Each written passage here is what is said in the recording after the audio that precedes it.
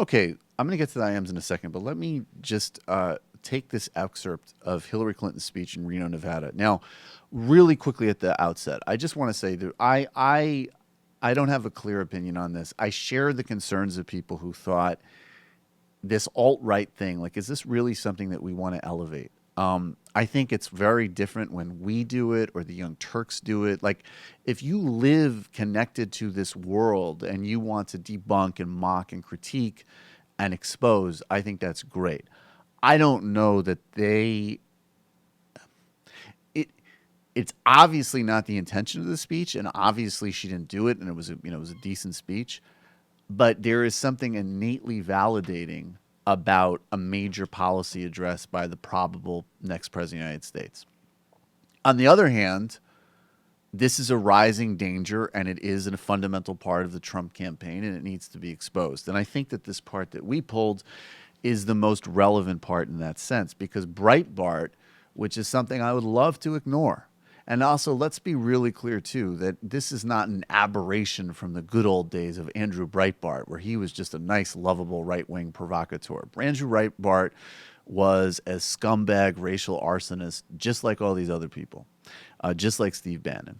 So Breitbart News is the Trump campaign, almost literally. I mean, Steve Bannon is running it now. The byline of the thread line of that website and the Republican nominee is inseparable. So that needs to be directly attacked and exposed. Hillary Clinton did this. This is from last week in her address in Reno, Nevada, where she talks about Breitbart and the alt-right takeover of the GOP.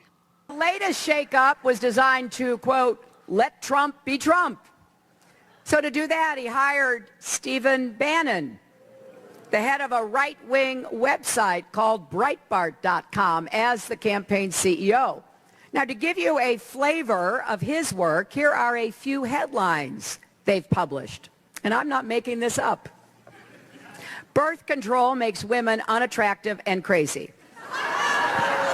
Not true. Would you rather your child had feminism or cancer? Gabby Giffords, the gun control movement's human shield.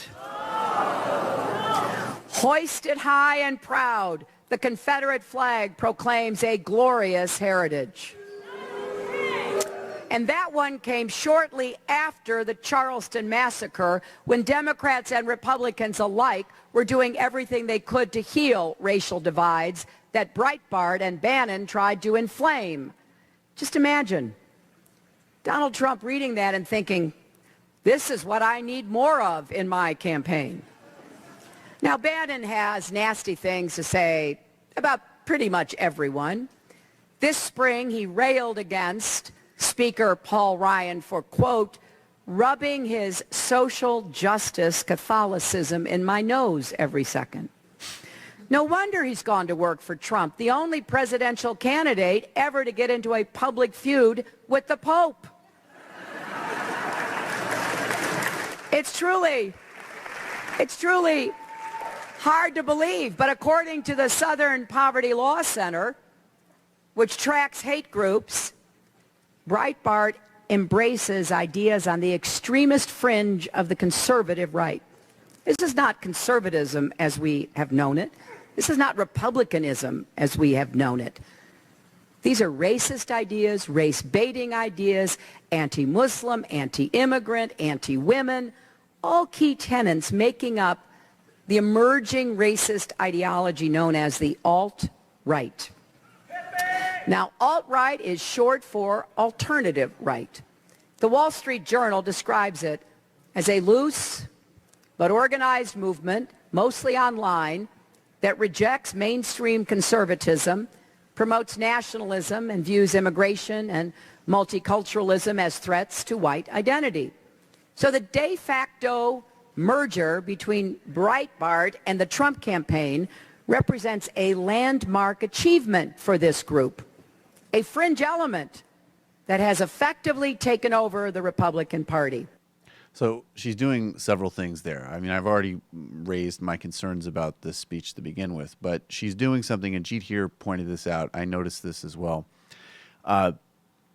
she is both appealing, obviously, to the, sort of small amount of the kind of suburban Republicans. She's hitting educated, college educated whites who've actually still stuck with the Republican Party and are now apparently leaving because they're so repulsed by Trump. So there's just this continued element of like, if you're at all socially respectable, this is unacceptable.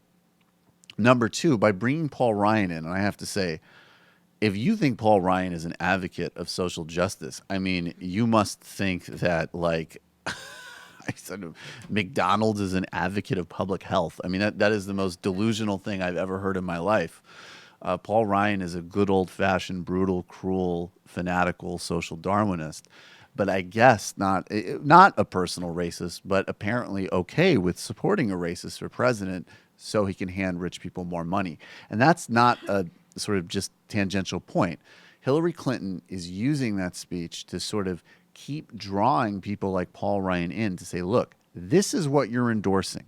And this is not a question of like, well, I wish he didn't say that. You should, he has a good tax policy or some nonsense.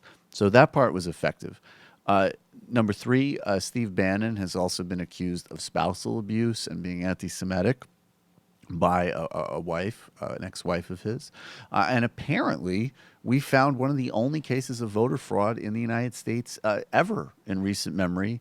And it looks like it's probably Steve Bannon because apparently he's using an address in Florida that he doesn't actually live at to vote. And number four, she's right. This is the new Republican establishment. This isn't an outlier.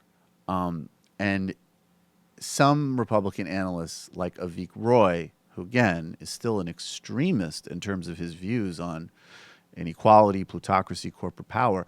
But some people like him have recognized, oh my God, most Republican voters were not actually that worried about handing the Koch brothers more money and getting rid of the Clean Air Act. They were worried about their white identity. And now that's coming out in the open.